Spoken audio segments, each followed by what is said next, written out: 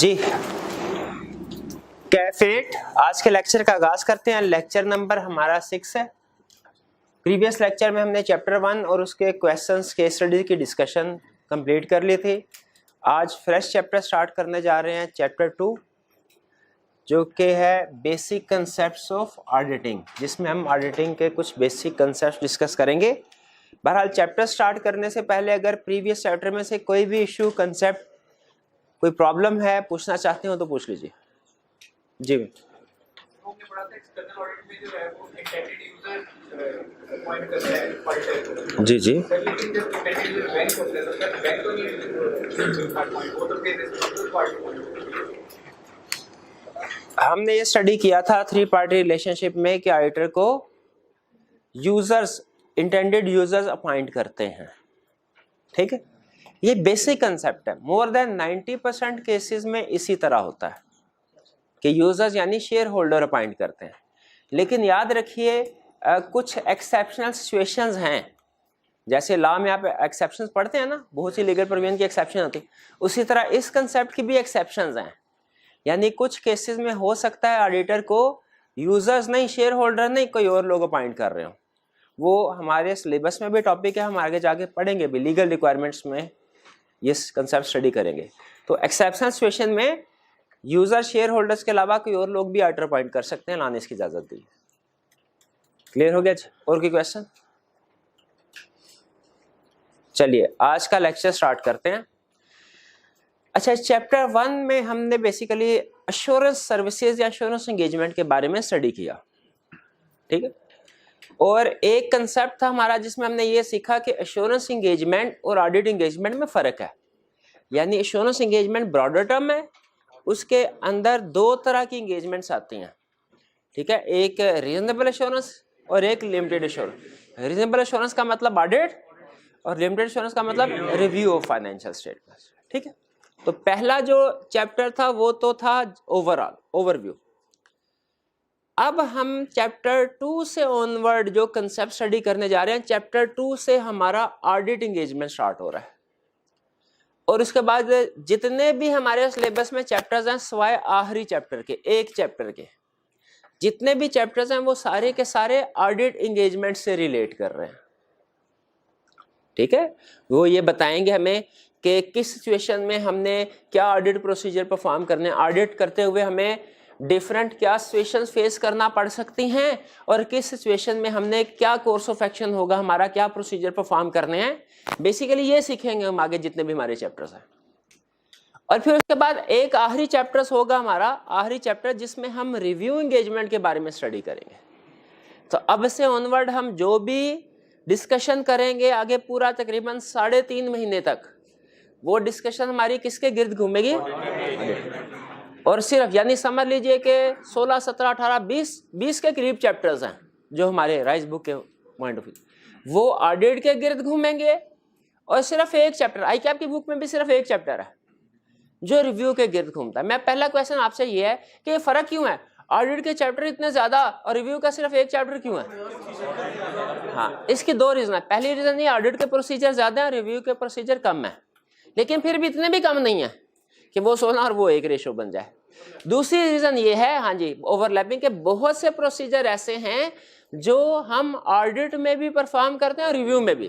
तो वो चूंकि ऑडिट में हम सीख चुके होंगे, तो रिव्यू में सिर्फ आपको याद करवाना है कि रिव्यू में ये प्रोसीजर परफॉर्म करना है, और ये हम इस चैप्टर में सीख चुके हैं।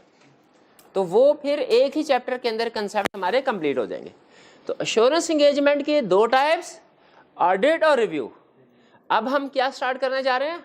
ऑडिट। अब जो भी कंसेप्ट्स होंगे, जो भी आपने सीखना है, सोचना है, वो ऑडिट के पॉइंट ऑफ व्यू से सोचना है। क्लियर? चलिए, दूसरी चीज हमने पढ़ा था 5 एलिमेंट्स ऑफ एश्योरेंस एंगेजमेंट। ठीक है, अब हम अगले तकरीबन जो 2-2.5 हफ्ते होंगे, इनमें इन्हीं 5 एलिमेंट्स ऑफ एश्योरेंस एंगेजमेंट को डिटेल में डिस्कस करेंगे। और जब हम इनको डिटेल में कर चुके होंगे, तो उसके बाद आप इस काबिल हो जाएंगे कि पूरे ऑडिट का ओवरव्यू आपको मिल चुका होगा। स्टार्ट से लेके एंड तक आपको पता चल चुका होगा कि बड़े बड़े कौन से प्रोसीजर, हम फेजेस ऑफ ऑडिट क्या है और हर फेज में हम कौन कौन से प्रोसीजर परफॉर्म करते हैं।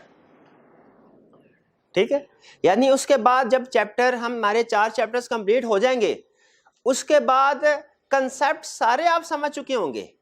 फिर आगे क्या करना होगा, उन्हीं कंसेप्ट्स को डिटेल में सीखना होगा। यानी नई चीजें चैप्टर 4 के बाद नई चीजें बहुत कम आएंगी, एग्जिस्टिंग चीजें जो हमने सीखी है इन्हीं को डिटेल में हम सीखते जाएंगे।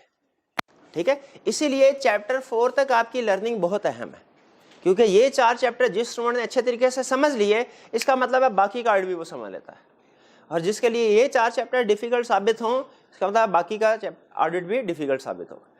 तो आपने इन 4 चैप्टर्स तक खास तौर पे अटेंटिव रहना है, और कंसेप्ट्स में एक लफ्ज़ का भी कंप्रोमाइज नहीं करना। एक लफ्ज़ भी आपको अगर प्रॉब्लम कर रहा है ना, क्योंकि हम बेसिक्स डेवलप कर रहे हैं, तो यहाँ पे थोड़ी सी भी अगर डेफिशिएंसी रह जाए आगे चल के इफेक्ट करती है ज़्यादा। तो यहाँ पे हम 5 एलिमेंट्स को स्टडी करेंगे अगले चैप्टर 2, 3, 4 में। इनमें से आज हम 3 इस चैप्टर में, जो चैप्टर हमारा 2 है, इसमें 3 एलिमेंट्स को डिस्कस करेंगे। 3 एलिमेंट डिस्कस होंगे। चैप्टर 3 में फिर नेक्स्ट चैप्टर जो पढ़ेंगे उसमें एक एलिमेंट डिस्कस होगा, और फिर नेक्स्ट एक चैप्टर होगा हमारा, उसमें एक 5वां एलिमेंट डिस्कस होगा। अच्छा, आप गैस कर सकते हैं कि हमारा सबसे बड़ा एलिमेंट जिसकी डिस्कशन करनी है कौन सा एलिमेंट है, जिसके ऊपर सबसे ज्यादा डिस्कशन होगा? सबसे ज्यादा। अच्छा, अब देखें, कुछ स्टूडेंट कह रहे हैं एविडेंस, कुछ स्टूडेंट्स कह रहे हैं रिपोर्ट। प्रैक्टिस के पॉइंट ऑफ व्यू से अगर देखें ना, प्रैक्टिस के पॉइंट ऑफ व्यू, तो सबसे बड़ा एलिमेंट है एविडेंस, क्योंकि हमारा सबसे ज्यादा टाइम उधर चलता है, लगता है। लेकिन अगर एग्जाम के पॉइंट ऑफ व्यू से देखें तो सबसे बड़ा एलिमेंट है रिपोर्ट, क्योंकि एग्जाम में जो सबसे ज्यादा क्वेश्चन कंसेप्ट टेस्ट होता है वो रिपोर्ट वाला है। ठीक है, इसीलिए एक चैप्टर में तो बाकी के 3 एलिमेंट डिस्कस हो जाएंगे। ये जो एविडेंस वाला एलिमेंट है इसके ऊपर भी एक पूरा चैप्टर है, और जो रिपोर्ट वाला एलिमेंट है इसके ऊपर भी पूरा चैप्टर है। और रिपोर्ट वाले चैप्टर में प्रैक्टिस हमारी सबसे ज्यादा होगी। प्रैक्टिस हमारी सबसे, रीजन क्या है, एग्जाम में सबसे ज्यादा कंसेप्ट टेस्ट होता है। ठीक, चलिए तो पहले स्टडी करते हैं हम चैप्टर 2 में बेसिक कंसेप्ट्स ऑफ ऑडिटिंग, और इसमें पहला कंसेप्ट हमारा जो हमने डिस्कस करना है वो है फाइनेंस, यानी सब्जेक्ट मैटर। सब्जेक्ट मैटर, और दूसरा कंसेप्ट जो आज ही डिस्कस होगा वो है क्राइटेरिया। ठीक है, फिर इसके बाद एक 3 पार्टी रिलेशनशिप था, वो है इसी चैप्टर के अंदर, लेकिन वो आगे बाद में डिस्कस करेंगे। और ट्रू एंड फेयर व्यू, ये एलिमेंट नहीं है लेकिन एक कंसेप्ट है। ये 3 कंसेप्ट हम डिस्कस करेंगे आज के लेक्चर में। राइस की बुक का रेफरेंस चैप्टर 2 का लर्निंग ऑब्जेक्टिव 1, 2, 3 है। ICAP की बुक अभी अवेलेबल नहीं है, उसका रेफरेंस इसलिए हम इंक्लूड नहीं कर सकते।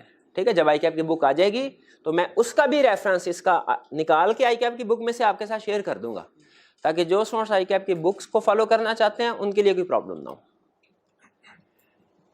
अच्छा, अब चलते हैं बेसिक। अगर मैं आपसे पूछूं ऑडिटर की रिस्पॉन्सिबिलिटी, ऑडिटर का काम क्या है? ठीक है, हाँ जी, तो आप कहेंगे सर ऑडिटर का काम ये है, ऑडिटर ने चेक करना है। क्या चीज चेक करने? Weather financial statements give true and fair view in accordance with framework. अच्छा, सिर्फ ट्रू एंड फेयर व्यू लिख देना काफी नहीं था, इन अकॉर्डेंस विद फ्रेमवर्क क्यों लिखा?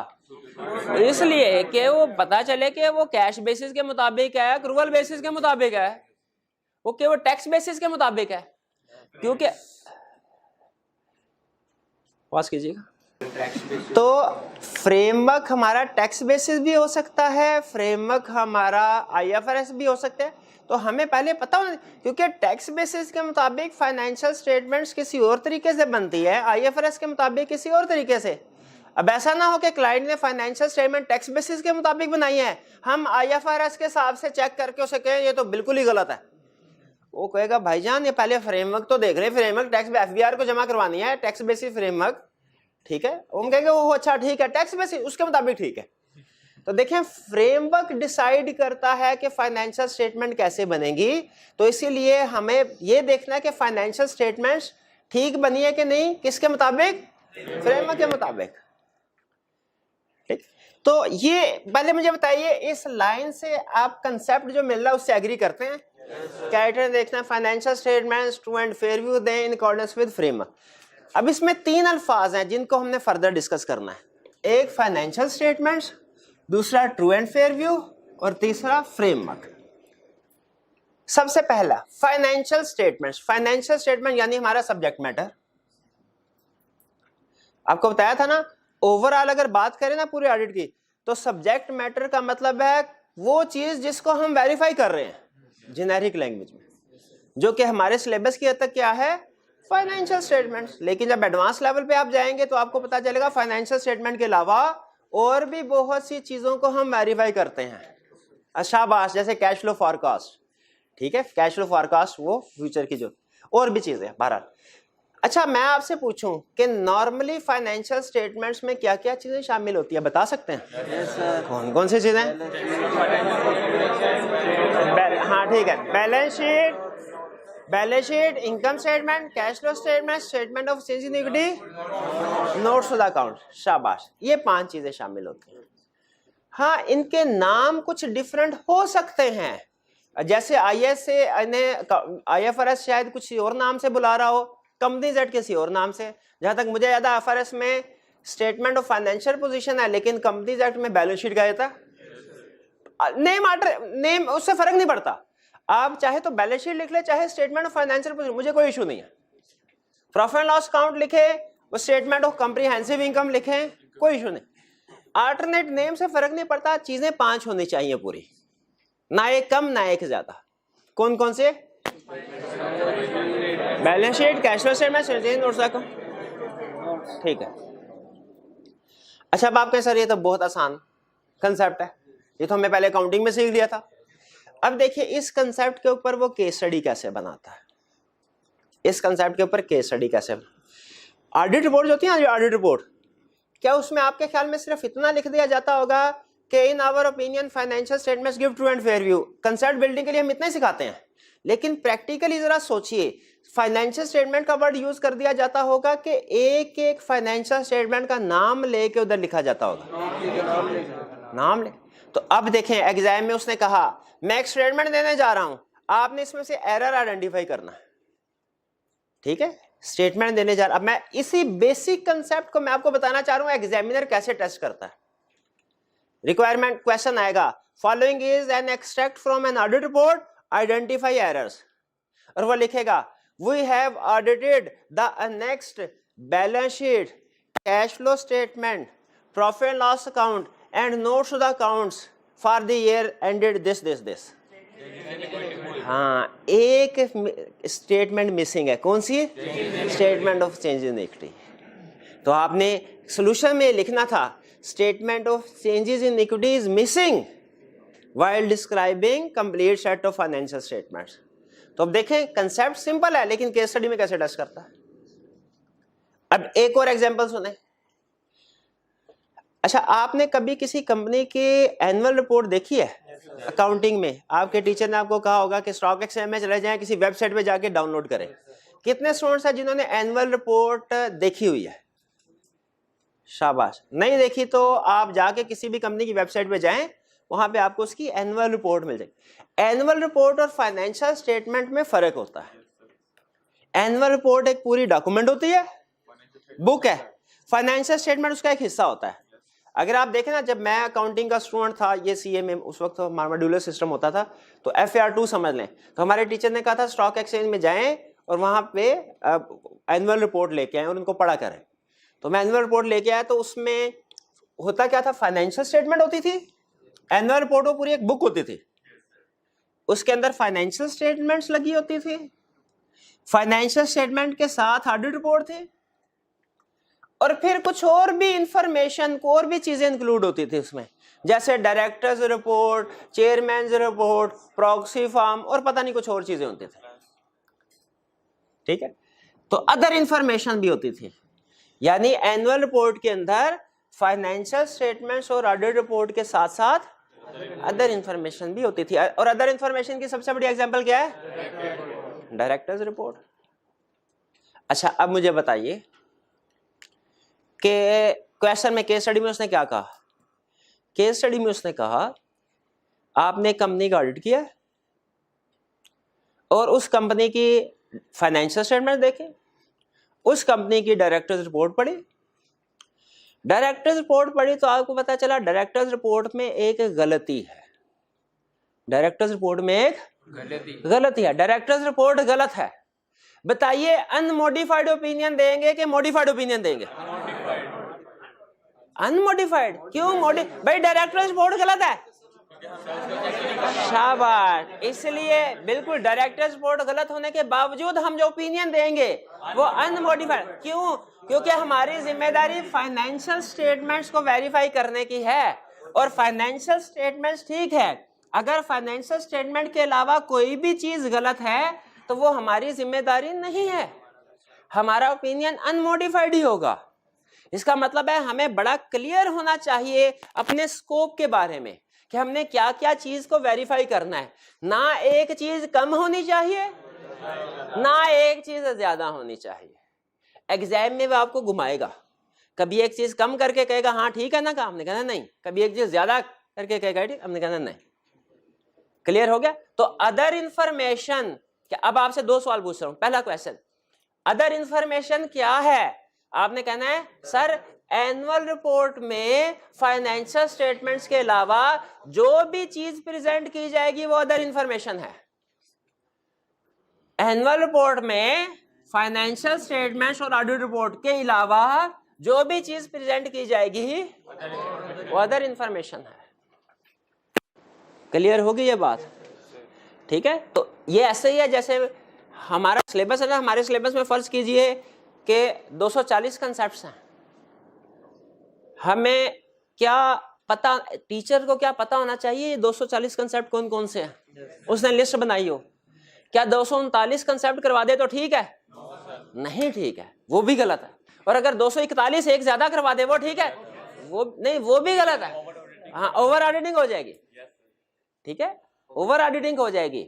जो जितना जरूरी है उतना ही काम करना है ना, उससे ज्यादा थोड़ी करना है। तो इसीलिए हमें पता होना चाहिए, हमारी रिस्पॉन्सिबिलिटी है financial statement.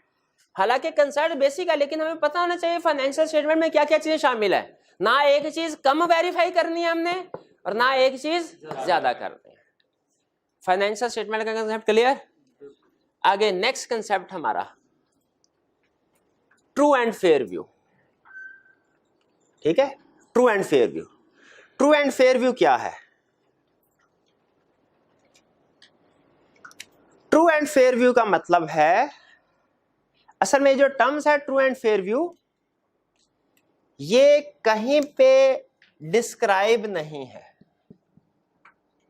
True and fair view की टर्म कहीं पे डिस्क्राइब, कहीं पे से क्या मुराद है कि किसी स्टैंडर्ड में, किसी लॉ में डिस्क्राइब नहीं है। इसीलिए हम अपनी जजमेंट अप्लाई करते हैं इसको डिस्क्राइब करते हुए कि जब हम कहते हैं financial statement true and fair view present करती है तो उसका मतलब क्या है? भाई क्या चीज होगी फाइनेंशियल स्टेटमेंट में? तो कहता है जी लफ्ज, एक तो चीज ये ट्रू एंड फेयर व्यू हमेशा इकट्ठा यूज होगा। ट्रू एंड फेयर व्यू वाला ना लिखिएगा, मैं ट्रू एंड फेयर व्यू हमेशा इकट्ठा फ्रेज, ये सिंगल फ्रेज के तौर पे इस्तेमाल होगा। लेकिन डिफाइन करते हुए आपको लहजा बता रहा हूं, लफ्ज true means free from error और फेयर मीन्स फ्री फ्रॉम बायस। बायस। अच्छा, फाइनेंशियल स्टेटमेंट, एरर और बायस में क्या फर्क है? अब ये सुन लें। फाइनेंशियल स्टेटमेंट में जो गलतियां होती हैं ना, कुछ ऐसी होती हैं जिनके ऊपर दुनिया का हर बंदा एग्री करता है ये एरर है, और कुछ गलतियां ऐसी होंगी जिन पे कुछ लोग कह रहे होंगे गलत है, कुछ कह रहे होंगे ठीक है, जिन पे जजमेंटल। कुछ एरर होते हैं फैक्चुअल, कुछ मिसस्टेटमेंट होगी फैक्चुअल और कुछ होगी जजमेंटल। फैक्चुअल मिसस्टेटमेंट जैसे मैनेजमेंट ने डेप्रिसिएशन रिकॉर्ड नहीं की, बताइए दुनिया का कोई अकाउंटेंट कोई ऑडिटर कहेगा ये गलती नहीं है? अरे कहेगा, बेसिक्स में लिखा होता है डेप्रिसिएशन रिकॉर्ड करना। ये है, अगर मैनेजमेंट ने डेप्रिसिएशन रिकॉर्ड नहीं की, ये फैक्चुअल एरर, फैक्चुअल मिसस्टेटमेंट। लेकिन डेप्रिसिएशन रिकॉर्ड की, लेकिन कम रिकॉर्ड की। उन्होंने कहा यूजफुल लाइफ 15 नहीं 20 साल होगी। अब इस पे मैनेजमेंट कहेगी ठीक है सर इसकी लाइफ 20 साल होगी, ऑडिटर ये कह सकता है नहीं सर ये एसेट इस तरह का नॉर्मली तो 15 साल चलता है।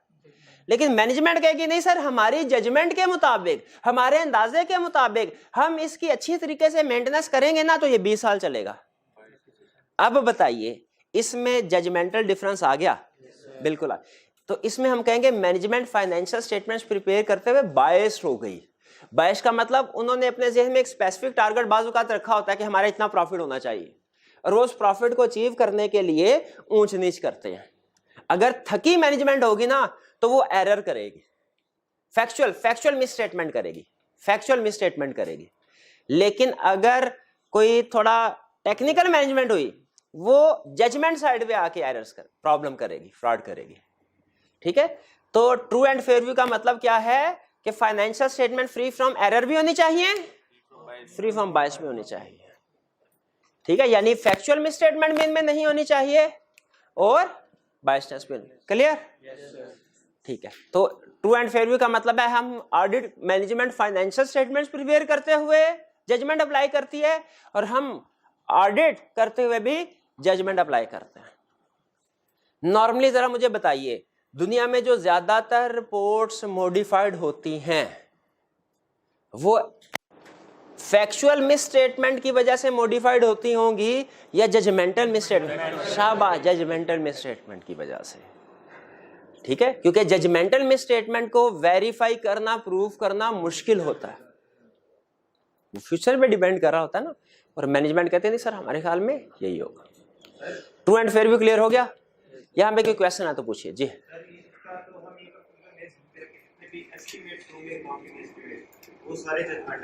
शाबाश, उन्होंने कहा बिल्कुल ठीक, बिल्कुल ठीक। उन्होंने कहा सर इसका मतलब तो ये हुआ कि जितने भी काउंटिंग एस्टिमेट्स फाइनेंशियल स्टेटमेंट्स में हम अप्लाई करते हैं, यूज करते हैं, ठीक है, उन सब में जजमेंट से इन्वॉल्व होगी, वो सारे जजमेंटल है। बिल्कुल ठीक है। और मैं इसी कंसेप्ट को थोड़ा मजीद अगले लेवल पे लेके चलता हूं कि फाइनेंशियल स्टेटमेंट में जितने भी ऐसे एरियाज हैं जिनमें एस्टिमेट्स इन्वॉल्व होते हैं उनमें जजमेंट्स है, इसी वजह से उनमें रिस्क ऑफ मिस स्टेटमेंट ज्यादा है और हमें उनको ज्यादा अच्छे तरीके से वेरीफाई करना चाहिए। इसीलिए एग्जाम में जो आपको केस स्टडीज देता है, जो सिचुएशंस देता है कि बताओ इस सिचुएशन में क्या प्रोसीजर परफॉर्म करोगे, वो सिचुएशन बनाने में आई कैप का फेवरेट एरिया जो है ना वो एस्टिमेट्स वाला है, जजमेंट्स वाला है। ठीक है, उसकी वेरिफिकेशन थोड़ी सी मुश्किल होती है जी। अगर आपने कहा था कि जजमेंट्स में वो मिस करते हैं सर, फ्रॉड कैसे वो डेप्रिसिएशन कम रिकॉर्ड करेगा, तो फ्रॉड कैसे होगा? देखिए अगर तो वो जानबूझ के गलती कर रही है मैनेजमेंट, जानबूझ के, तो वो फिर फ्रॉड होगा वरना एरर होगा। इसमें ट्रू एंड फेयर व्यू को एक्सप्लेन करते हुए मैं उनकी इंटेंशन की तरफ नहीं जा रहा, इंटेंशन की तरफ नहीं जा रहा। ठीक है, नॉर्मली जो फैक्चुअल होती है ना, फैक्चुअल प्रैक्टिस हमें ये बताती है, अगर आप स्टैटिस्टिक्स इकट्ठे करें ना, कि जो एरर्स होते हैं ये अनइंटेंशनल होते हैं अक्सर, और जो बायसनेस होती है ना, बायसनेस, ये नॉर्मली इंटेंशनल होती है और ये फ्रॉड की तरफ जाती है। और कोई क्वेश्चन? चलिए अब हम नेक्स्ट कंसेप्ट की तरफ चलते हैं। हमने बेसिक जो आज के दिन में हमारे सबसे अहम लाइन सीखी ऑडिट की वो ये थी, फाइनेंशियल स्टेटमेंट ऑडिटर ने चेक करना है financial statement true and fair view present कर रही है कि नहीं, किसके मुताबिक। हमने फाइनेंशियल स्टेटमेंट के बारे में सीख लिया, ये वो केस स्टडी में टेस्ट यूज कर सकता है इस कंसेप्ट को थोड़ा सा। ट्रू एंड फेयर व्यू देख लिया, ये रिप्रोडक्शन का क्वेश्चन टेस्ट कर सकता है, बस रट्टा लगाएं और उसके बाद आगे चलें, इसके ऊपर ज्यादा नहीं सोचना ट्रू एंड फेयर व्यू के ऊपर। ठीक है, और फिर फ्रेमवर्क। अब हम आगे फ्रेमवर्क की डिस्कशन करने जा रहे हैं। आज के लेक्चर में इन तीनों में से हमारा सबसे अहम कंसेप्ट फ्रेमवर्क का है, इसलिए इसको थोड़ा अटेंटिव होके, ज्यादा अटेंटिव हो जाए। फ्रेमवर्क हमने, अच्छा ये ना दो कंसेप्ट है, मैं इसमें लाइन लगा देता हूं ताकि आप इनको मिक्स ना करें। ये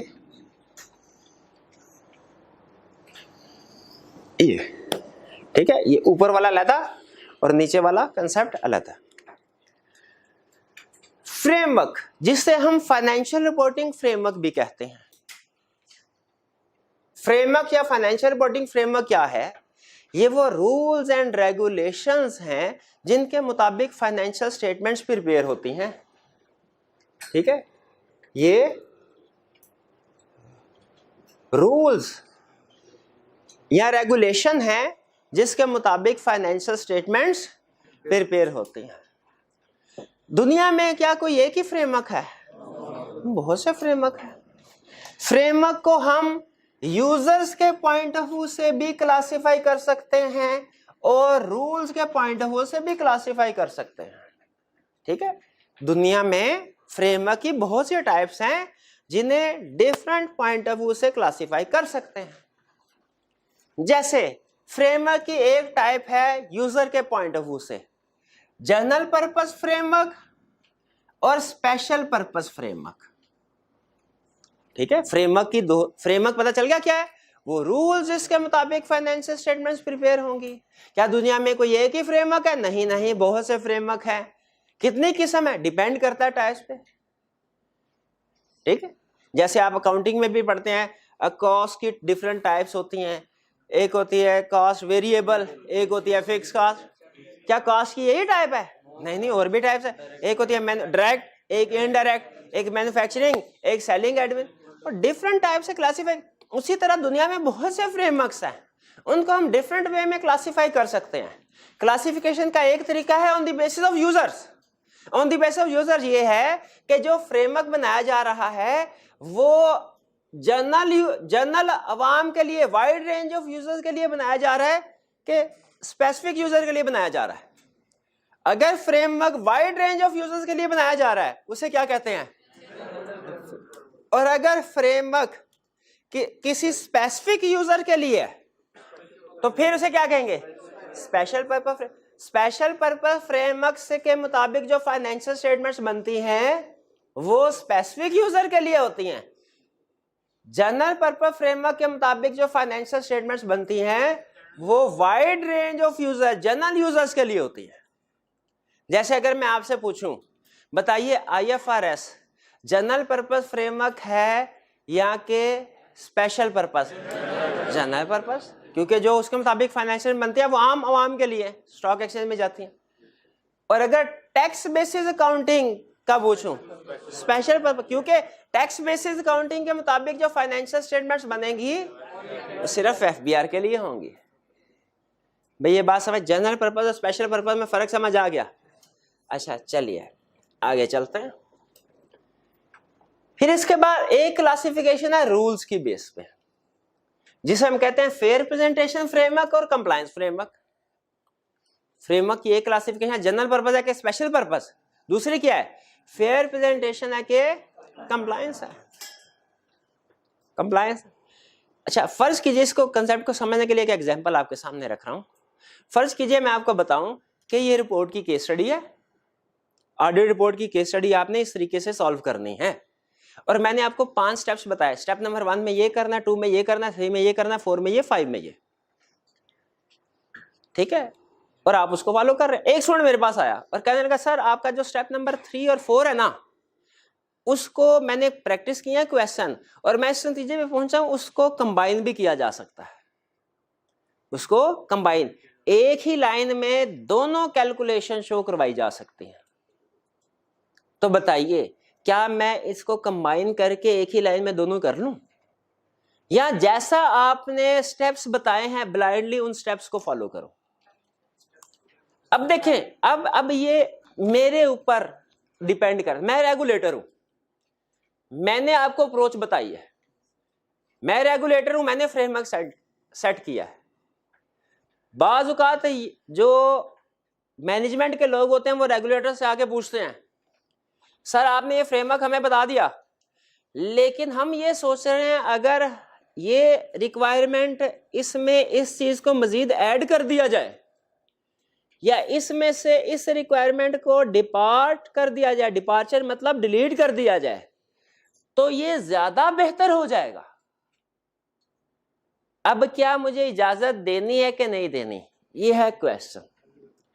तो याद रखिए, ये अगर स्टूडेंट वाली एग्जांपल पे है, केस स्टडी वाली, तो ये मेरी मर्जी, मेरे ऊपर डिपेंड कर रहा है ना।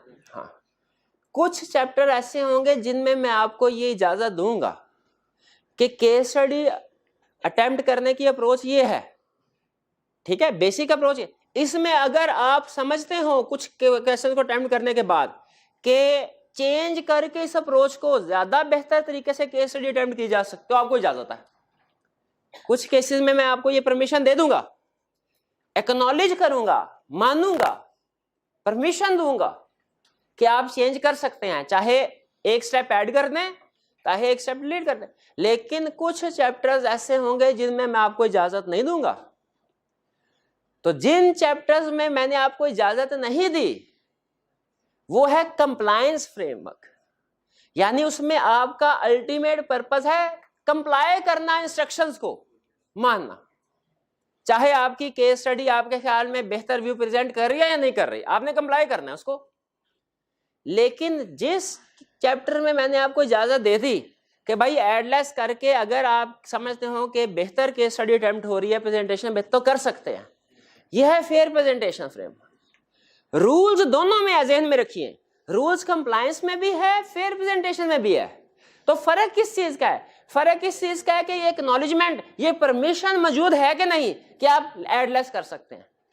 अगर तो रूल्स बता के नीचे आपको परमिशन दे दी गई कि इसमें से रिक्वायरमेंट को एडलेस कर सकते हैं, तो कौन सा फ्रेमवर्क है? Fair representation. अगर आपसे कहा गया कि भाई चाहे आप इसको मुनासिब समझे या ना समझे, आपने इसको ही फॉलो करना, ये कंप्लायंस फ्रेमवर्क। एग्जैक्टली उसी तरह कुछ फ्रेमवर्क ऐसे हैं जिनमें रूल्स, इनमें भी है रूल्स के फाइनेंशियल स्टेटमेंट्स प्रिपेयर कैसे होंगी, इनमें भी है। दोनों फ्रेमवर्क में रूल्स हैं। फेयर प्रेजेंटेशन में एक्नॉलेजमेंट होती है, एक्नॉलेजमेंट का मतलब परमिशन होती है। एक्नॉलेजमेंट क्या है? परमिशन होती है कि अगर आप समझते हो कि एडिशनल डिस्क्लोजर देने से, यानी कोई चीज ऐड करने से या डिपार्ट फ्रॉम ए रिक्वायरमेंट करने से, डिपार्चर मतलब कोई एक रिक्वायरमेंट लेस करने से फाइनेंशियल स्टेटमेंट्स का व्यू फेयर हो जाएगा, तो वो आप कर सकते हैं। जब ये एक्नॉलेजमेंट हो तो इसे हम क्या कहेंगे? Fair representation framework. और अगर फ्रेमवर्क में रूल्स हैं सिर्फ और ये एक्नॉलेजमेंट परमिशन नहीं है, तो फिर वो कौन सा फ्रेमवर्क? Compliance framework. यानी कंप्लायंस फ्रेमवर्क में हमने अपनी अकल इस्तेमाल नहीं करनी होती, जो रेगुलेटर ने कह दिया सो कह दिया। लेकिन फेयर प्रेजेंटेशन फ्रेमवर्क में हम अगर अपनी अकल इस्तेमाल करें और हमें लगे कि रेगुलेटर यहाँ पे आके ना थोड़ा डेफिशिएंसी रह गई है, अगर हम इसमें रिक्वायरमेंट ऐड कर दें या लेस कर दें तो फाइनेंशियल में मजीद बेहतर हो जाएगी। तो फेयर प्रेजेंटेशन में इस चीज की इजाजत है। अब आपके सामने दो एग्जाम्पल रख रहा हूं प्रैक्टिकल सिचुएशंस की।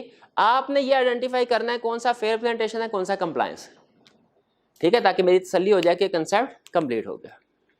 पहली एग्जांपल, अगर हम IFRS को देखें तो उसमें एक स्टैंडर्ड है IS 8 शायद, जो ये कहता है कि आपने अकाउंटिंग पॉलिसीज को कंसिस्टेंटली अप्लाई करना है, ठीक है, यानी जो पिछले साल वही साल। लेकिन एक जगह पे आके लिखता है अगर आपको लगे कि अकाउंटिंग पॉलिसी चेंज करने से फाइनेंशियल स्टेटमेंट्स का व्यू फेयर हो जाएगा, financial statement fair view present करेगी, तो आप अकाउंटिंग पॉलिसी चेंज कर सकते हैं। तो ये IFRS क्या हुआ? Fair presentation framework. शाबाश। अच्छा, एक और एग्जाम्पल आप में से खासतौर पे जिन स्टूडेंट ने टेक्स्ट पढ़ा हुआ है वो इस एग्जाम्पल को ज्यादा आसानी से समझ लेंगे। FBR ने ये कहा है कि आपने जो टैक्स रिटर्न फाइल करनी है, बिजनेस ऑर्गेनाइजेशन है, उसके साथ फाइनेंशियल स्टेटमेंट्स बना के कॉपी लगाएं। और वो फाइनेंशियल स्टेटमेंट कैसे बनेगी उसके लिए उन्होंने अलग से टैक्स रूल्स बताए हुए हैं। उनके लिए हम IFRS को फॉलो नहीं करते, वहां से प्रॉफिट कैलकुलेट होने का तरीकाकार कुछ और है। वो शायद जब मैं स्टूडेंट था तो वो होता था, एक बड़ा फर्क ये होता था, IFRS एक्रूअल बेसिस के ऊपर होते थे और टैक्स में कहते थे एक्सपेंसिव है कैश बेसिस के ऊपर करो। हाँ, कोई और भी डिफरेंसेस होते थे। बहरहाल तो टैक्स बेसिस काउंटिंग डिफरेंट होते थे। अब साथ ही साथ उन्होंने ये भी कह दिया, हमने कहा अच्छा अगर टैक्स बेसिस में हम जो इनकम टैक्स ने कहा हुआ है चीजें एग्जेम्प्ट है वो तो हैं, अगर हम मजीद भी चीजों का एग्जेम्प्ट कर दें financial statement true and fair भी प्रेजेंट करेंगे। टैक्स बेसिस क्या टैक्स में इसकी इजाजत है? नहीं। वो कहता है नहीं, आपने अपनी अकल नहीं लगानी, जो हमने कह दिया फाइनेंशियल स्टेटमेंट उसी के मुताबिक में, जो चीज एग्जाम्प्ट जो एग्जाम्प्ट, जो टैक्सेबल, और जो रेट हमने बता दिया उसी के मुताबिक कैलकुलेशन होगी। तो बताइए टैक्स बेसिस काउंटिंग कौन सी है? Compliance framework. कंप्लायंस फ्रेमवर्क मैं क्लियर हुआ? आखिरी इस कंसेप्ट में से आखिरी, अब ये प्रैक्टिस का, अगर आपने पिक कर लिया अच्छी बात, नहीं पिक किया तो कोई प्रॉब्लम नहीं है। मैं आपके सामने दो प्रैक्टिस में जो स्टेटमेंट यूज होती हैं वो दोनों रख रहा हूं। आपने गैस करने की कोशिश करनी है कि इसमें फ्रेमवर्क कौन सा यूज हुआ है। पहली एग्जांपल ऑडिट रिपोर्ट है। ऑडिट रिपोर्ट में ऑडिटर ने ये स्टेटमेंट लिखी है, in our opinion financial statements are prepared in accordance with financial reporting framework, जो भी है। पहली स्टेटमेंट ये है क्या? In our opinion financial statements are prepared in accordance with applicable financial reporting framework. दूसरी में in our opinion financial statements are prepared in accordance with applicable financial reporting framework and give true and fair view.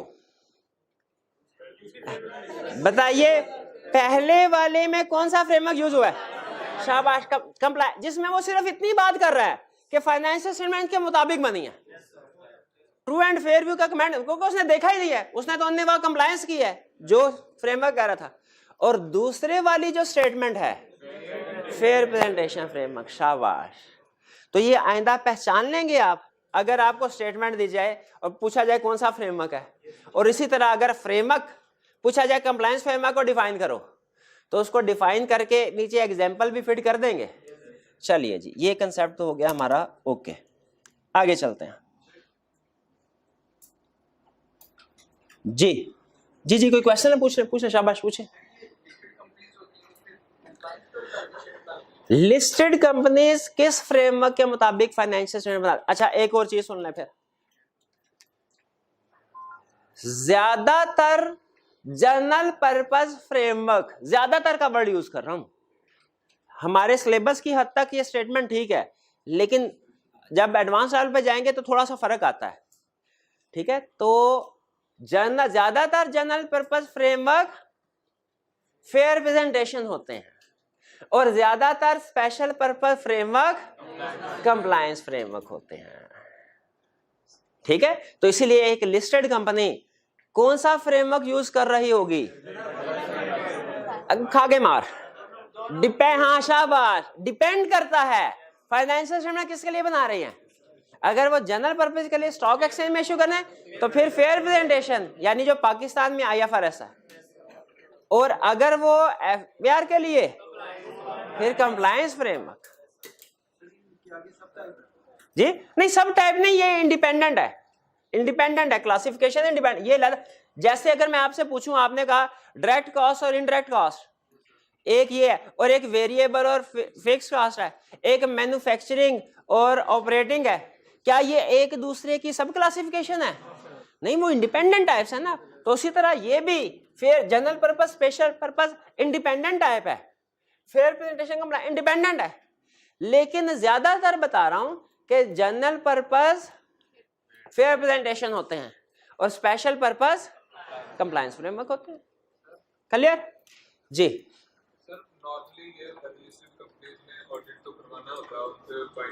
बिल्कुल, listed company ने audit करवा, बिल्कुल।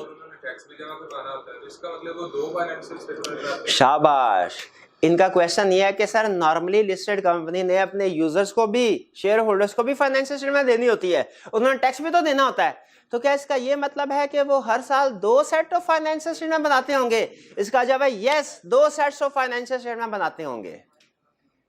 ठीक है, और ये कंसेप्ट जहन में रखिएगा, आगे चल के मैं यूज करवाऊंगा इस कंसेप्ट को कि एक company more than 1 set of financial statement prepare कर सकती है। अब सवाल पूछा है ना, तो ये लाइन भी लिखें फिर। ठीक है, कि एक company more than 1 set of financial statements prepare कर सकती है। फर्क क्या होगा? क्या ये फर्क होगा पहले एक प्रिपेयर किया फिर पता चला हो ये तो गलत प्रिपेयर कर दिया और दूसरा कर दिया? नहीं नहीं, ये नहीं होगा। शाबाश, एक किसी और के लिए प्रिपेयर की जा रही होगी और दूसरे सेट ऑफ फाइनेंशियल स्टेटमेंट किसी और के लिए। उस वक्त आपके जहन में यही क्वेश्चन आ जाए जो भाई ने पूछा है कि एक फाइनेंशियल स्टेटमेंट यूजर्स के लिए, शेयर होल्डर, और एक एफबीआर के लिए। अगला क्वेश्चन, क्या अब ये आप ना कैफ से उठ के सीफीएफ लेवल के क्वेश्चन पूछ रहे हैं, क्या ऑडिट भी दोनों का होता? आपसे पूछ रहा हूं, बताइए। यस, होता होगा, होता होगा, दोनों का ऑडिट होता होगा। अब वो पूछे सर दोनों का ऑडिट एक ही बंदा कर रहा होगा कि दोनों अलग-अलग कर रहे होंगे? ये देखा ना, ये एडवांस क्वेश्चन है, डिपेंड करता है, मैनेजमेंट की मर्जी है। सॉरी, वो जो पॉइंट शेयर होल्डर, हाँ जी हाँ जी, इंटेंड कि वो किसको करते हैं।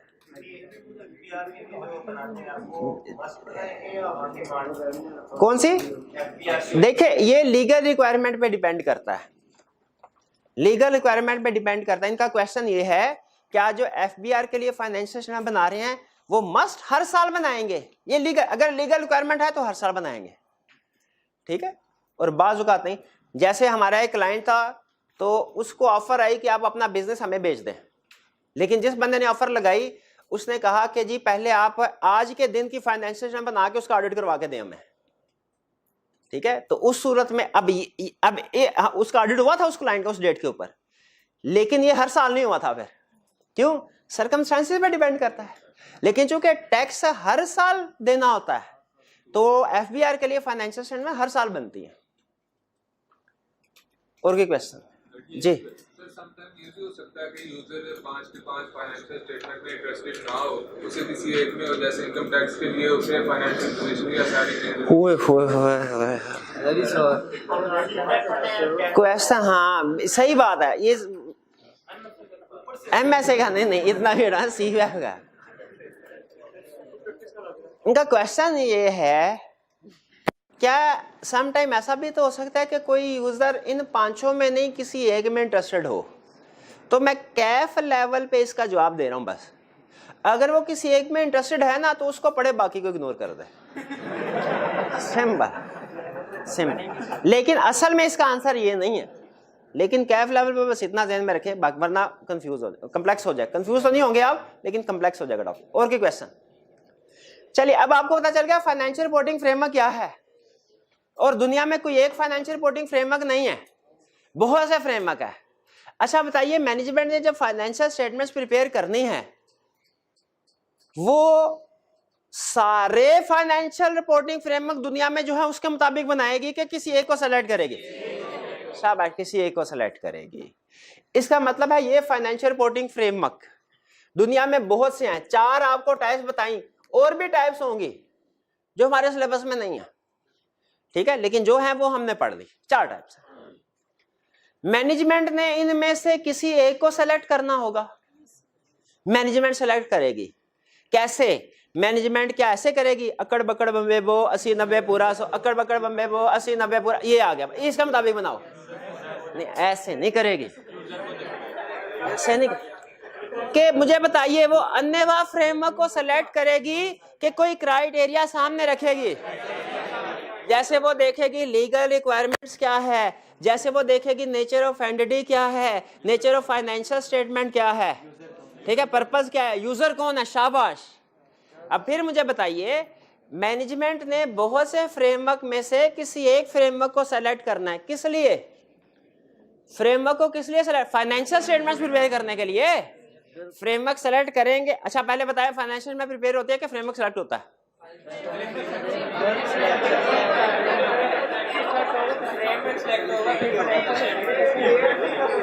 पहले फाइनेंशियल स्टेटमेंट, पहले फाइनेंशियल स्टेटमेंट बन दिया तो फ्रेमवर्क किस लिए सेलेक्ट, पहले फ्रेमवर्क सेलेक्ट होता है फिर उसके मुताबिक फाइनेंशियल स्टेटमेंट प्रिपेयर होती है। नहीं कोई बात नहीं, कोई बात नहीं। अच्छा तो अब ये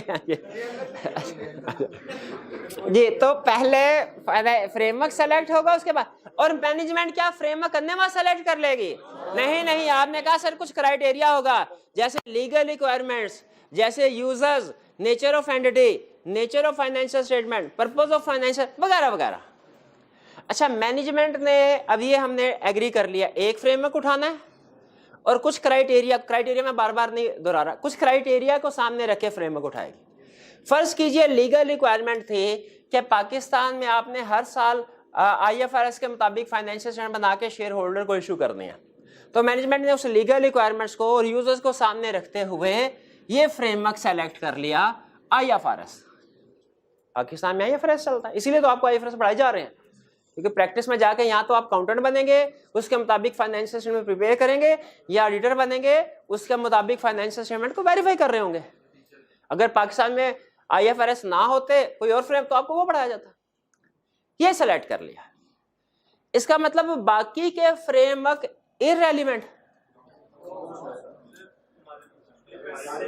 हमने नहीं मैनेजमेंट ने के लिए, मैनेजमेंट के सामने टेबल पे 50 फ्रेमवर्क थे, मैनेजमेंट ने legal requirements, nature of entity, user वगैरह को सामने रखते हुए एक फ्रेमवर्क सेलेक्ट कर लिया।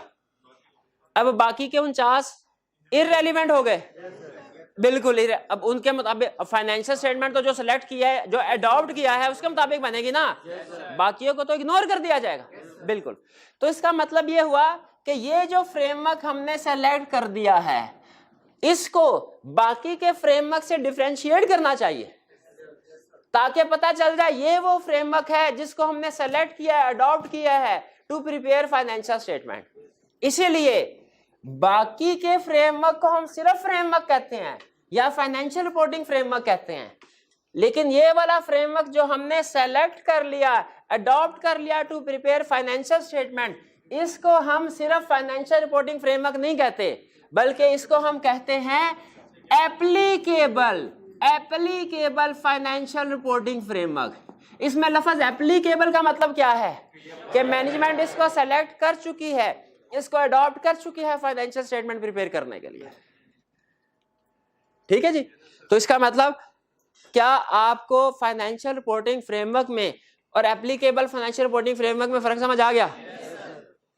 एप्लीकेबल फाइनेंशियल रिपोर्टिंग फ्रेमवर्क कौन सा है?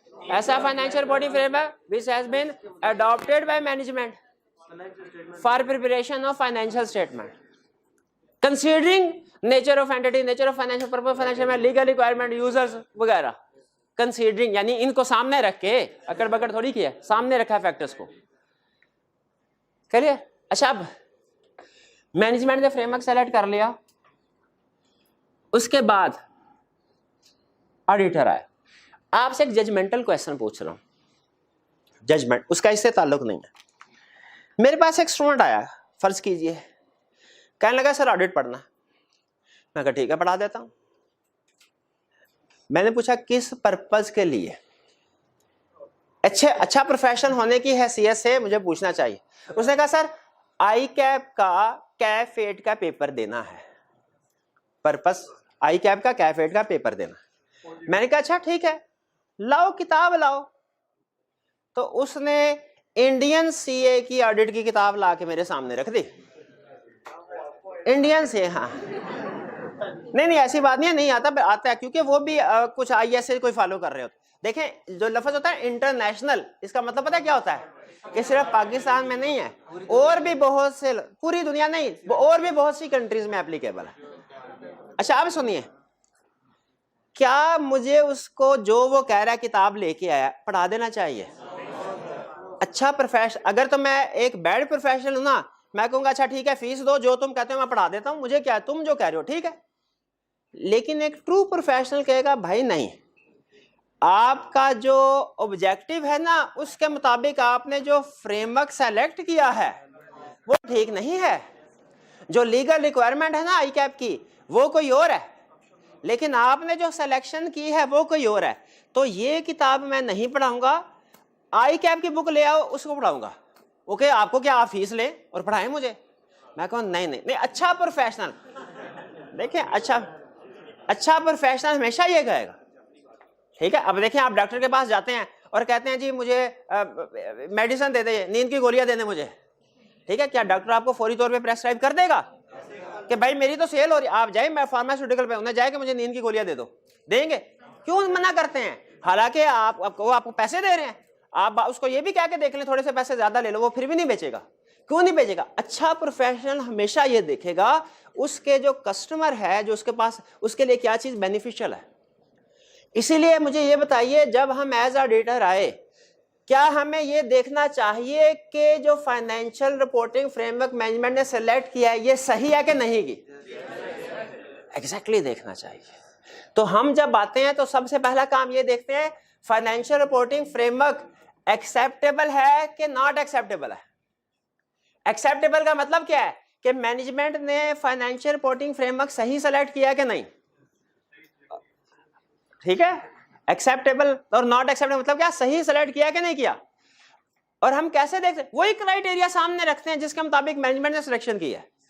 अगर considering nature of entity, nature of financial statement, purpose of financial statement, user, legal requirement, ये सारी चीजें सामने रखते हुए मैनेजमेंट ने एक फ्रेमवर्क सही सेलेक्ट की है, तो हम क्या कहेंगे, ये हमारे फ्रेमवर्क एक्सेप्टेबल है।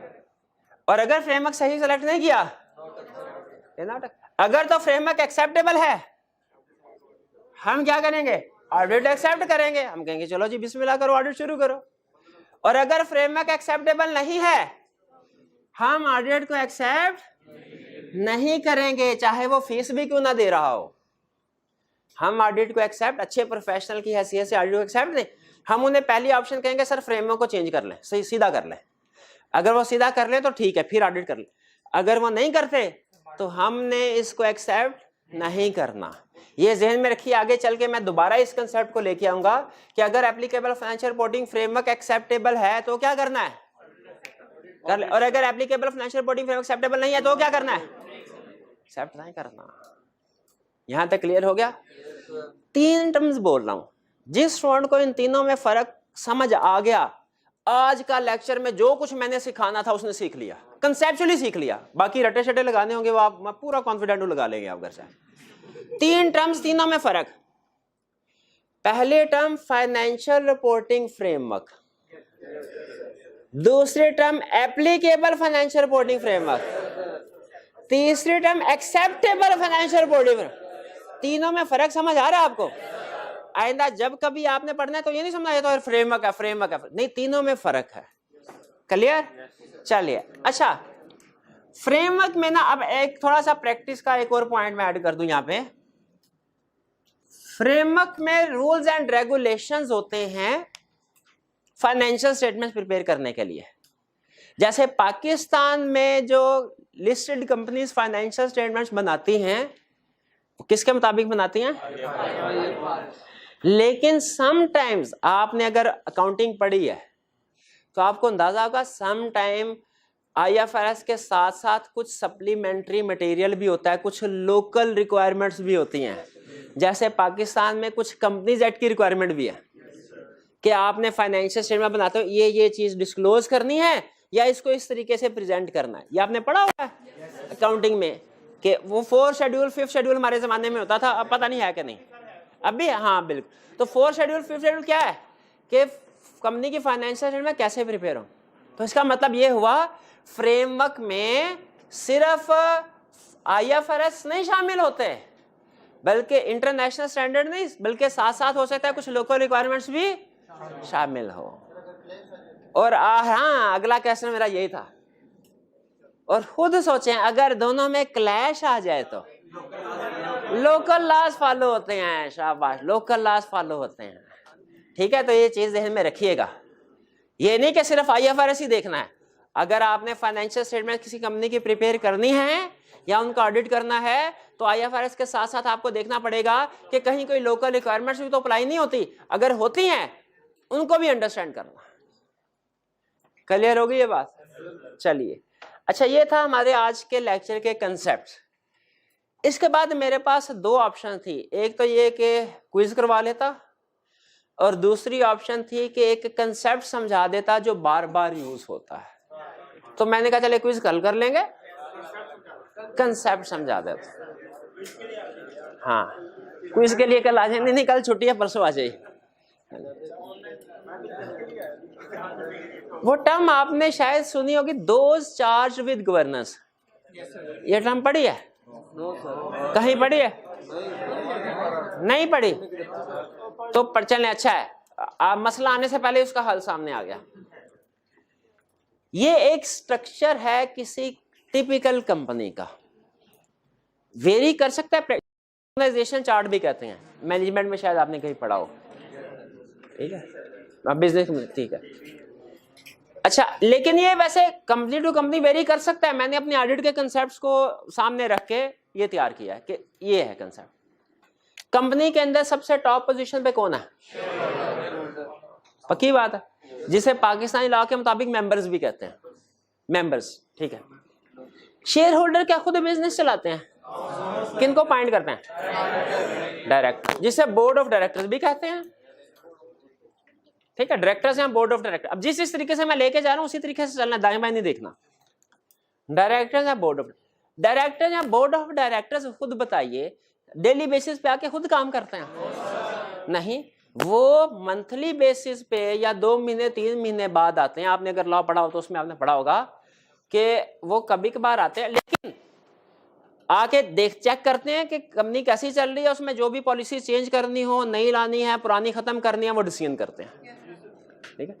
डे टू डे बेसिस पे डायरेक्टर्स कंपनी को मैनेज नहीं कर रहे होते, बल्कि वो क्या करते हैं, कंपनी के अंदर डिफरेंट डिपार्टमेंट्स बनाते हैं और हर डिपार्टमेंट का एक हेड अपॉइंट कर दिया जाता है और एक बड़ा ऑफिशियल उन सारे डिपार्टमेंट के सर पे बिठा देते हैं।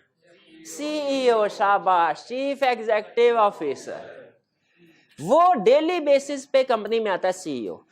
तो डायरेक्टर्स क्या करते हैं, वो सीईओ को अपॉइंट करते हैं और फिर सीईओ डायरेक्टर्स मिलके हर कंपनी के जो डिफरेंट डिपार्टमेंट्स होते हैं, हर डिपार्टमेंट के हेड को अपॉइंट करते हैं, ठीक है। डायरेक्टर्स निकल गए, सीईओ कंपनी में बैठ गया। अब कंपनी के डिफरेंट डिपार्टमेंट हो सकते हैं, ये भी शायद आपने मैनेजमेंट में पढ़ा होगा। कौन कौन से डिपार्टमेंट हो सकते हैं? HR department, legal, marketing, accounting and finance, IT set और ब्ला ब्ला ब्ला। अच्छा बताइए, हमारा वास्ता सबसे ज्यादा किस डिपार्टमेंट, हम जब प्रैक्टिकली ऑडिट करने जाते हैं किस डिपार्टमेंट में बैठते हैं? सबसे, बाकी डिपार्टमेंट से भी वास्ता पड़ता है, लेकिन सबसे ज्यादा वास्ता किससे पड़ता है? Accounts and finance department. Accounts and finance, her department का ना एक हेड होता है, ठीक है। ऑपरेशनल मैनेजर का, चीफ ऑपरेटिंग ऑफिसर, हर डिपार्टमेंट का हेड। जो हमारा रेलिवेंट डिपार्टमेंट है, मोस्ट रेलिवेंट, उसके हेड को क्या कहते हैं? सीएफओ। इसी तरह हर डिपार्टमेंट का हेड होगा, हर डिपार्टमेंट का हेड होगा और फिर वो, अच्छा बताइए, अकाउंट्स एंड फाइनेंस डिपार्टमेंट में सीएफओ खुद एंट्री पास करता होगा, खुद डेबिट गाइड करता, उसने अपना स्टाफ रखा होता है आगे। स्टाफ, सीएफओ ने कहा होगा कैश रिसीव पे करने के लिए कैशियर रखो, इन्वेंट्री की सेल परचेज लाने बेचने के लिए, खरीदने बेचने डिस्पैच करने के लिए, रिसीव करने के लिए इन्वेंट्री मैनेजर रखो, एंट्रीज पास करने के लिए अकाउंट्स क्लर्क रखो, और भी कुछ लोग हो सकते हैं उसने रखे, कलेक्शन के लिए अलग बंदा रखा होगा, डेटर्स के लिए वगैरह वगैरह। इसी तरह हर डिपार्टमेंटल हेड ने अपने अपने डिपार्टमेंट में जरूरत के मुताबिक कुछ स्टाफ को हायर किया होगा। जरा बताइए, ये सारा चार्ट क्लियर हो गया आपको? अच्छा, अब सुनिए, ये जो किसी भी डिपार्टमेंट के अंदर सबसे निचला स्टाफ होता है जो डे टू डे ऑपरेशंस कर रहा होता है, इसको हम ऑडिट में कहते हैं employees. Employees, cashier, inventory manager, accounts clerk, ये कौन लोग हैं? एम्प्लॉइज। एम्प्लॉइज जो इनसे ऊपर डिपार्टमेंटल हेड हैं, उनको हम ऑडिट में कहते हैं मैनेजमेंट। उनको हम क्या कहते हैं? मैनेजमेंट, ठीक है। मैनेजमेंट में सीएफओ भी शामिल है, मैनेजमेंट में सीईओ भी शामिल है। सीईओ, ये वाली मैनेजमेंट अपने अपने डिपार्टमेंट की जिम्मेदार है, सीईओ सारे डिपार्टमेंट के जिम्मेदार। ठीक है, इसका मतलब हुआ सीईओ ऊपर है, सीएफओ नीचे। और ये जो डायरेक्टर्स हैं इन्हें हम ऑडिट की लैंग्वेज में कहते हैं those charged with governance. Those वो लोग चार्ज्ड विद जो इंचार्ज हैं किसके, गवर्नेंस, कंपनी के अंदर गुड गवर्नेंस के।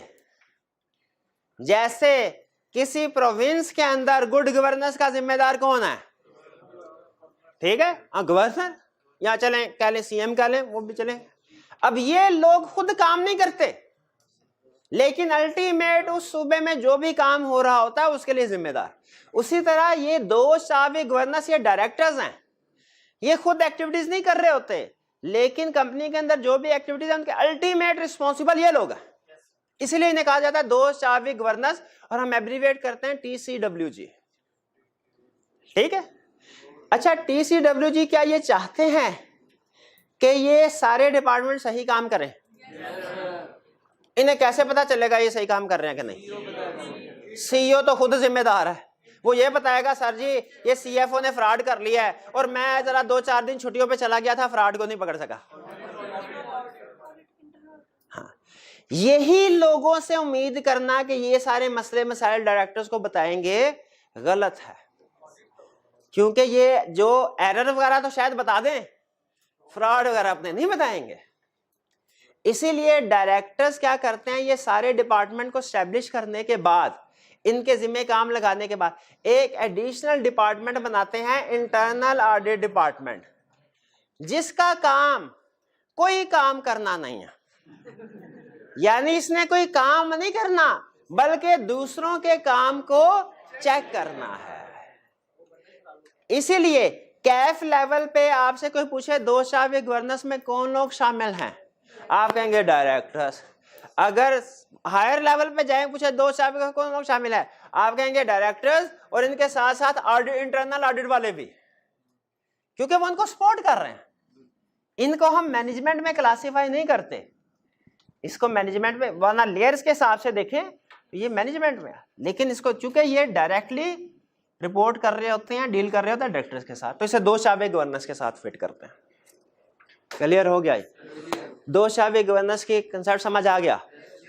अब अगर आप मुझे 3 मिनट और दे देना तो मैं इसी डायग्राम से 4 कंसेप्ट्स और जो फ्यूचर में सिखाने हैं बिल्ड कर दूं इधर ही।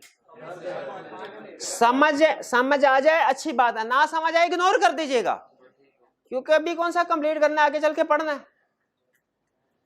मेरा पहला कंसेप्ट, हमारा आगे चल के एक चैप्टर आएगा फ्रॉड का, जो ये बताता है कि ऑडिटर के अगर फ्रॉड सामने आ जाए ऑडिटर का कोर्स ऑफ एक्शन क्या होगा। जरा गैस कीजिए, मैं नहीं बता रहा, गैस कीजिए। वो आगे फिर कहता है कमेंट्री करते हुए डिपेंड करता है फ्रॉड में कौन इन्वॉल्व है। अगर फ्रॉड में एम्प्लॉय इन्वॉल्व है, शाबाश, auditor shall communicate with management.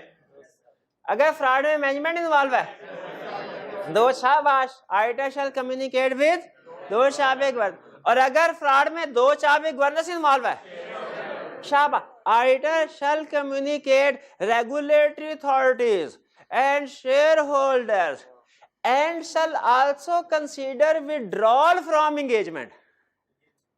Withdraw, ये बात समझ आई? यानी अगर मैनेजमेंट ही फ्रॉड में इन्वॉल्व है, एक तो ऑडिटर वो FIA वगैरह नैब शैब सबको अगर रिक्वायर्ड है बता देगा, और दूसरा कहेगा अब मैंने मजीद कहा, man is known by the company he gives. तो ऑडिटर भी जाना जाता है कि वो कौन से क्लाइंट्स को डील कर रहा है। अगर क्लाइंट फ्रॉड करने वाला हो ना, याद रखे ऐसे क्लाइंट से ऑडिटर दूर रहता है, दूर रहता है। तो जहां कहीं, या एक जनरल रिक्वायरमेंट बता रहा हूं, जहां कहीं टॉप लेवल मैनेजमेंट, डायरेक्टर्स वगैरह फ्रॉड में इन्वॉल्व हो, ऑडिटर कहता है मैंने इनका ऑडिट ही नहीं करना, रिपोर्ट मॉडिफाइड अनमॉडिफाइड दूर की बात रही, मैंने इनका ऑडिट ही नहीं करना। अच्छा, ये कंसेप्ट समझ आया फ्रॉड वाली रिक्वायरमेंट, कि फ्रॉड क्या करना है डिपेंड करता है कौन इन्वॉल्व है। दूसरा एक चैप्टर है हमारा एविडेंस वाला, एलिमेंट है ना हमारा फोर्थ एलिमेंट, वो हमें ये बताता है कि ऑडिटर ने जब एविडेंस ऑब्टेन करना है डिफरेंट सोर्सेस से, एविडेंस ऑब्टेन करेगा डिफरेंट, मुझे बताइए सबसे ज्यादा एविडेंस हमें किस डिपार्टमेंट से मिलेगा? अकाउंट्स एंड, बताइए क्या ऑडिटर सिर्फ अकाउंट्स एंड फाइनेंस डिपार्टमेंट से एविडेंस ऑब्टेन करेगा? अब ये आपकी जजमेंट का क्वेश्चन है, अगर आप इसका सही जवाब दे देंगे मेरी आत्मा को शांति मिलेगी, ठीक है, लेकिन अगर गलत जवाब दिया तो मेरी आत्मा व्याकुल रहेगी। मुझे बताइए ह्यूमन सोर्स डिपार्टमेंट में ऑडिटर को क्या एविडेंस मिल सकता है? शाबाश, कितने एम्प्लॉइज आए, कितने गए, कितना को इंक्रीमेंट मिला, बेहतरीन। इंसेंटिव का लीगल डिपार्टमेंट से क्या एविडेंस मिल सकता है? शाबाश, कंपनी के खिलाफ कितने लीगल केसेस पेंडिंग है, किन में आउटफ्लो प्रोबेबल एंड मेजरेबल है, किस में आउटफ्लो प्रोबेबल एंड मेजरेबल नहीं है, ये वकील ही बताते हैं ना, लीगल डिपार्टमेंट वकील। अच्छा बताइए मार्केटिंग डिपार्टमेंट से क्या है? हाँ, हमारी कौन सी प्रोडक्ट्स सुपर सेल हो रही है और कौन सी बिल्कुल फारग हो गई है, जो बिल्कुल फारग हो गई है उसका क्या करना है? एनआरवी पे रिकॉर्ड करना है, जो ऑब्सोलीट हो गई। हाँ, शांति मिल रही है। अकाउंट्स एंड फाइनेंस में जो sale invoices, purchase invoices, agreement, cash received, cash payment, सारा एविडेंस यहां से मिलेगा। आईटी डिपार्टमेंट में कि इस साल कोई नया आईटी सिस्टम तो लॉन्च नहीं किया, उसकी कॉस्ट को कैपिटलाइज किया है कि एक्सपेंस आउट, और नया आईटी सिस्टम सही काम कर रहा है, कहीं गलतियां तो नहीं हो रही है, कहीं ऐसा तो नहीं है कि स्टूडेंट ने एंट्री कहीं और करवाई है और उसे बेच किसी और जगह दिया है। आईटी सिस्टम में अगर इस तरह की गलतियां हो सकती है ना, अगर हो सकती हैं तो इसका मतलब है फाइनेंशियल स्टेटमेंट में रिस्क ऑफ मिस स्टेटमेंट। तो जब कभी नया आईटी सिस्टम लॉन्च होगा फाइनेंशियल स्टेटमेंट में रिस्क ऑफ मिस स्टेटमेंट।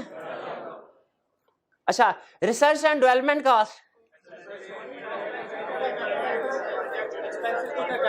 हाँ, कि नई प्रोडक्ट डेवलप की है तो एक्सपेंसेस को कैपिटलाइज सही किया कि नहीं किया? हाँ, शाबाश। और अदर में बट ठीक है, काफी है। इसका मतलब ये हुआ एविडेंस, एग्री करते हैं, एविडेंस डिफरेंट सोर्सेज से कलेक्ट होता है। चलिए आगे चल, एक और हमारा कंसेप्ट चैप्टर है जो ये बताता है कि इंटरनल ऑडिटर और एक्सटर्नल ऑडिटर में फर्क क्या है? अच्छा, उसमें 2-3 फर्क लिखे हुए हैं, मैं आपके सामने रख रहा हूं। पहला फर्क, इंटरनल ऑडिटर को पॉइंट करते हैं डायरेक्टर, एक्सटर्नल ऑडिटर को पॉइंट शेयर। दूसरा फर्क, इंटरनल ऑडिटर रिपोर्ट देता है डायरेक्टर्स को, एक्सटर्नल ऑडिटर रिपोर्ट देता है शेयर होल्डर। शाबाश। तीसरा और सबसे अहम, इंडिपेंडेंस। पहुंच गए हैं, ये ऑडिट है फिट होना शुरू हुआ है।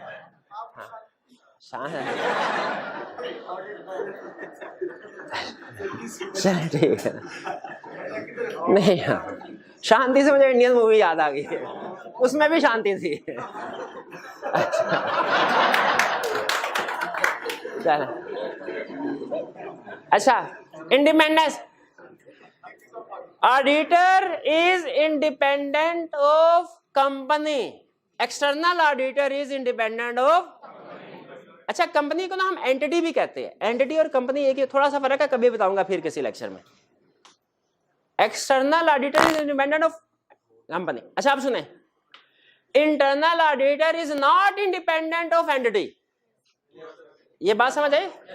क्यों नहीं? अब सुनिएगा, पूरी बात कर रहा हूं। External auditor is independent of entity, internal auditor is not independent of entity but it should be independent of management। भाई ये कंसेप्ट समझ आया? it should be, क्यों इसे मैनेजमेंट से इंडिपेंडेंट क्यों होना चाहिए? और उसी के काम को तो चेक करना है। अच्छा, उस एडवांस चैप्टर की एक एडवांस केस स्टडी में उसने कहा कि इंटरनल ऑडिटर अपनी रिपोर्ट बना के सीएफओ को दे रहा है। बताइए सही कर रहा है कि गलत? शाबाश, गलत। Case study solve. अगले क्वेश्चन में उसने कहा इंटरनल ऑडिटर और का हेड और सीएफओ बचपन के दोस्त हैं। शाबाश, गलत, इंडिपेंडेंट नहीं है। क्लियर हो गए? बस ये था। एक आखिरी कंसेप्ट है। अच्छा, ओवरऑल नहीं तो इधर बस कर, कोई प्रॉब्लम नहीं है। सुने, मुझे ये बताइए, अकाउंट्स क्लर्क को डेबिट क्रेडिट आना चाहिए? हैं? नहीं, अकाउंट्स क्लर्क को डेबिट, सीएफओ को भी डेबिट क्रेडिट आना चाहिए। ठीक है, चले, सिंपल क्वेश्चन मेरा, कैशियर कोई गड़बड़, सॉरी ये इन्वेंट्री मैनेजर है, इन्वेंट्री मैनेजर कोई गड़बड़ कर रहा है। आपको पता चला इन्वेंट्री मैनेजर जो है ना, एकदम इसने नई बाइक ले ली, कमेटी निकली,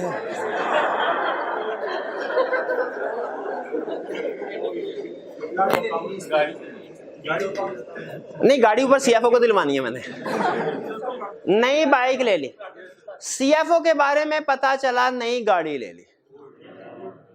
हमने एज ऑडिटर सोचा दोनों लगता है कोई गड़बड़ कर रहे हैं। बताइए, अगर दोनों इंडिपेंडेंट सिचुएशन है, कौन सी गड़बड़ ज्यादा सीवियर है? क्यों नहीं? इसलिए कि सीएफओ ज्यादा चीजों के लिए रिस्पॉन्सिबल है, सीएफओ पूरी फाइनेंशियल स्टेटमेंट के लिए रिस्पॉन्सिबल है। अगर हमें पता चला इन्वेंट्री मैनेजर ने गाड़ी दी, हमने कहा इसमें इसने इन्वेंट्री में गड़बड़ की होगी, लेकिन फिक्स एसेट में गड़बड़ नहीं है। लेकिन अगर सीएफओ ने गड़बड़ की हुई तो इसका मतलब है इसने कहा, क्योंकि पूरी फाइनेंशियल में रिस्पॉन्सिबल है, जहां इसका दाव लगा इसने लगाया होगा। तो ऑडिट में अगर किसी इशू की वजह से हमारा रिस्क सिर्फ एक एरिया पे आए ना कि इसमें गड़बड़ लग रही है, हम इसे कहते हैं risk at assertion level. Assertion level क्या है छोड़ दें, सिर्फ सुन लें। और अगर किसी वजह से रिस्क पूरी फाइनेंशियल स्टेटमेंट पे आ रहा हो, बहुत से एरिया से, इसे कहते हैं risk at financial statement level. तो अगर किसी एक एरिया में गड़बड़ हुई, रिस्क एट, अगर पूरी फाइनेंशियल बहुत से एरियाज में गड़बड़ हुई, risk at financial statement level, बताइए कौन से रिस्क को हमने एड्रेस करना है? दोनों को करना है, दोनों को करना है। हाँ, क्या दोनों को एड्रेस करने के लिए अप्रोच एक जैसी होगी? नहीं, फर्क होगी। शाबाश, ये कंसेप्ट है। ठीक है, मेरा लगा काफी ओवर ऑडिटिंग हो गई है, मुझे लगा कोई बात नहीं, लेकिन भूल भी जाए ना, ये नीचे वाला सारा, ऊपर वाला याद है ना, नीचे वाला सारा भी भूल जाए कोई मसला नहीं है। मैंने दोबारा बल्कि दोबारा नहीं, बार बार करवाना है, वो बेफिक्र हो जाए। नोट्स नहीं मिले भाई? नोट्स वाला किधर है?